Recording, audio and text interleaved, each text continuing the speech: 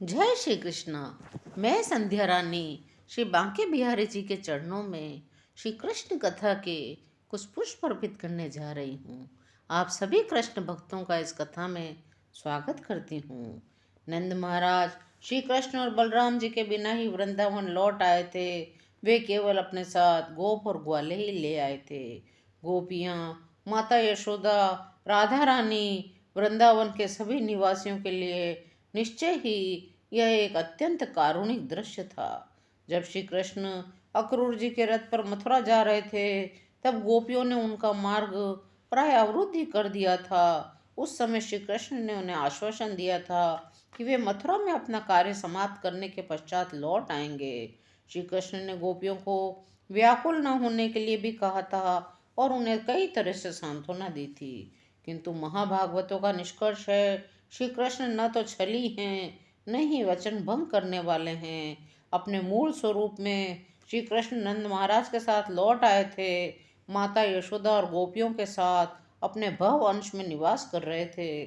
श्री कृष्ण और बलराम जी मथुरा में अपने मूल रूप में नहीं रहे थे, अपितु अपने अंश श्री वासुदेव और श्री संकर्षण के रूप में थे। अपने भव अंशों में वास्तविक श्री कृष्ण और बलराम जी वृंदावन में थे, जबकि मथुरा में वे प्रभव तथा वैभव अंशों के रूप में प्रकट हुए। जब नंद महाराज वृंदावन लौटने का आयोजन कर रहे थे, उस समय उनके श्री कृष्ण और बलराम जी के मध्य यह चर्चा भी हुई थी कि नंद जी से वियुक्त होकर वे बालक किस प्रकार रहेंगे। अलग होने का निर्णय पारस्परिक सहमति से ही लिया गया था। वसुदेव और देवकी जी श्री कृष्ण के वास्तविक माता पिता थे। कंस की मृत्यु के कारण अब वे कृष्ण को अपने साथ रखना चाहते थे। जब तक कंस जीवित था, श्री कृष्ण और बलराम को नंद महाराज की रक्षा में वृंदावन रखा गया था।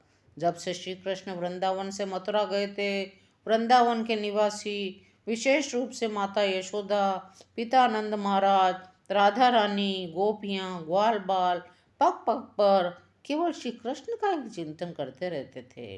वे सोचते रहते, श्री कृष्ण इस प्रकार क्रीड़ा कर रहे हैं, श्री कृष्ण अपनी बंसी बजा रहे हैं, श्री कृष्ण हमसे विनोद कर रहे हैं, वे हमें हृदय से लगा रहे हैं। इसे लीला स्मरण कहते हैं। महान भक्तों ने श्री कृष्ण से संपर्क की इस विधि को ही सर्वश्रेष्ठ बताया है। इसी बीच श्री कृष्ण के चचेरे भाई उद्धव द्वारका से उनसे मिलने आए। वे वसुदेव जी के भाई के पुत्र थे। आयु में श्री कृष्ण के बराबर ही थे। रूपरेखा में भी वे श्री कृष्ण के ही लगभग समान थे। गुरुकुल से लौटने पर अपने सर्वप्रिय सखा उद्धव को देखकर श्री कृष्ण प्रसन्न हो गए। श्री कृष्ण वृंदावन के नागरिकों के गहन वियोग भाव को शांत करने के लिए उद्धव को संदेश देकर वृंदावन भेजना चाहते थे। गोपियाँ कृष्ण के वियोग के कारण दिन के 24 घंटे कृष्ण का ही चिंतन करती रहती थी। यद्यपि कृष्ण उनसे दूर प्रतीत होते थे, तथापि वे सदैव गोपियाँ, माँ यशोदा, नंद महाराज और वृंदावन के निवासियों का चिंतन करते रहते थे। श्री कृष्ण ने उनको धैर्य बंधाने वाला संदेश देने के लिए उद्धव जी को तत्काल वृंदावन भेजना चाहा। उद्धव जी वृष्णि वंश के सर्वश्रेष्ठ व्यक्ति माने जाते हैं। उन्हें श्री कृष्ण के समान ही लगभग माना जाता है। वे श्री कृष्ण के अनन्य मित्र थे। देवताओं के गुरु तथा पुरोहित बृहस्पति के शिष्य होने के कारण वे अत्यंत बुद्धिमान, निर्णय लेने में कुशाग्र थे। श्री कृष्ण उन्हें इसीलिए वृंदावन भेजना चाहते थे। वे श्री कृष्ण के परम प्रिय मित्र भी थे। साथ ही यह भी प्रयोजन था कि वे वृंदावन में संपन्न की जाने वाली उच्च कोटि की भाव भक्ति का अध्ययन भी कर सकें। चाहे कोई भौतिक ज्ञान में अति उत्कृष्ट हो, बृहस्पति का शिष्य हो, परंतु यदि श्री कृष्ण से अतिशय प्रेम करना हो तो वो उसे गोपियों तथा वृंदावन वासियों से ही सीखना पड़ेगा। वृंदावन वासियों को धैर्य देने के लिए संदेश देकर उद्धव जी को वृंदावन भेजना श्री कृष्ण का उद्धव के प्रति भी विशेष अनुग्रह था। भगवान श्री कृष्ण का नाम हरे भी है। इसका अर्थ है वह जो शरणागत भक्तों के सभी दुख हर लेते हैं। चैतन्य महाप्रभु कहते हैं, जैसी उपासना गोपियों में थी, कभी भी कोई उपासना उससे उत्कृष्ट कोटि की नहीं हो सकती। श्री कृष्ण गोपियों के दुख के विषय में अत्यंत चिंतित थे। उन्होंने उद्धव जी का हाथ अपने हाथ में लेकर कहा, मेरे सौम्य सखा उद्धव, कृपया तुम तत्काल वृंदावन जाओ। मेरे माता पिता गोपियों को सांत्वना देने का प्रयत्न करो। तुम जाकर उन्हें एक संदेश दो। गोपियाँ सदैव मेरे चिंतन में लीन रहती है। उन्होंने अपना शरीर, कामनाएं, जीवन, आत्मा सभी मुझे समर्पित कर दिया है। मैं न केवल गोपियों के लिए चिंतित हूँ, अपितु जो भी प्राणी मेरे लिए समाज, मैत्री, प्रेम और व्यक्तिगत सुखों का त्याग करता है, उसके लिए मैं व्याकुल रहता हूँ। इस प्रकार उत्कृष्ट भक्तों की रक्षा करना मेरा कर्तव्य है। गोपियाँ मुझे सर्वाधिक प्रिय हैं। वे इस प्रकार मेरा चिंतन करती रहती हैं। मेरे वियोग में वे व्याकुल और मृतप्राय रहती हैं। भगवान श्री कृष्ण के इस प्रकार आग्रह करने पर उद्धव जी ने तत्काल अपने रथ पर सवार होकर प्रस्थान किया और गोकुल संदेश ले गए।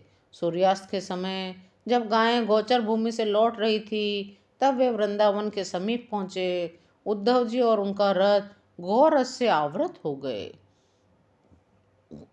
दुग्ध भार से बोझिल थनों वाली गायों को उन्होंने दूध पिलाने के लिए बछड़ों के पीछे भागते देखा। उद्धव जी ने देखा वृंदावन की समस्त धरती सफेद गायें और बछड़ों से भरी हुई है।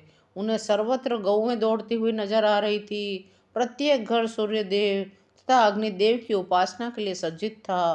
प्रत्येक घर में अतिथियों, गौओं, ब्राह्मणों और देवताओं के लिए स्वागत का प्रबंध था।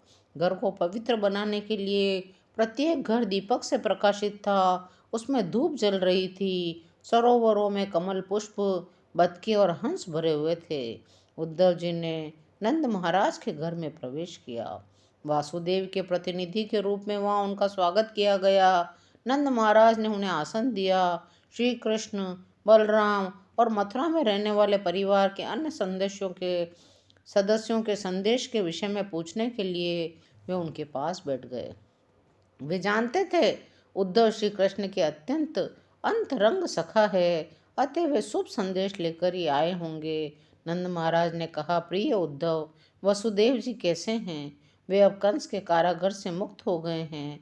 अब वे अपने मित्रों, पुत्रों श्री कृष्ण और बलराम जी के साथ है, अतः वे अत्यंत प्रसन्न होंगे। मुझे उनके और उनकी कुशलता के विषय में बताइए।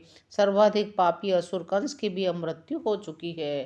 कृपया अब हमें बताइए, क्या श्री कृष्ण वृंदावन में रहने वाले अपने माता पिता, सखाओं और साथियों का स्मरण करते हैं क्या? क्या वे अपने गौओं, अपनी गोपियों, अपने गोवर्धन पर्वत, अपनी वृंदावन की गोचर भूमि का स्मरण करते हैं? ऐसा तो नहीं है कि वे ये सब भूल गए हैं। हम सब स्मरण करते हैं किस प्रकार उन्होंने हमें दावा नल से बचाया था। यमुना में रहने वाले काली नाग से भी उन्होंने हमारी रक्षा की थी। अन्य अनेक असुरों से हमारी रक्षा की थी। जब भी हम यमुना नदी और वृंदावन के अन्य सरोवरों के तट पर जाते हैं अथवा गोवर्धन पर्वत या गोचर भूमि के निकट जाते हैं, तो वहाँ हमें श्री कृष्ण के चरण चिन्हों के दर्शन होते हैं। श्री कृष्ण का हमें अत्यधिक स्मरण होता है। हमारे मन तत्काल उनके चिंतन में लीन हो जाते हैं। कृष्ण महान व्यक्ति न होते तो 10 सहस्त्र हाथियों का बल रखने वाले कंस को कैसे मार सकते थे? और वहाँ इतने अत्यंत बलशाली मल्ल भी थे। कुबलिया पीड़ नामक विशालकाय हाथी, इन सब का श्री कृष्ण ने कैसे वध कर दिया, जैसे कोई सिंह एक साधारण पशु का वध करता है। 7 दिनों तक गोवर्धन पर्वत को कृष्ण ने एक हाथ में धारण किए रखा। श्री कृष्ण ने प्रलंबासुर, धेनुकासुर, अरिष्टासुर, तृणावत, बकासुर जैसे सभी असुरों का वध कर दिया। उद्धव के सामने श्री कृष्ण के असामान्य कार्यों का वर्णन करते करते नंद महाराज धीरे धीरे बहुत व्याकुल हो गए और आगे कुछ न बोल सके। आज की कथा यहीं विराम लेती है। शेष अगले अंकों में। जय श्री कृष्ण।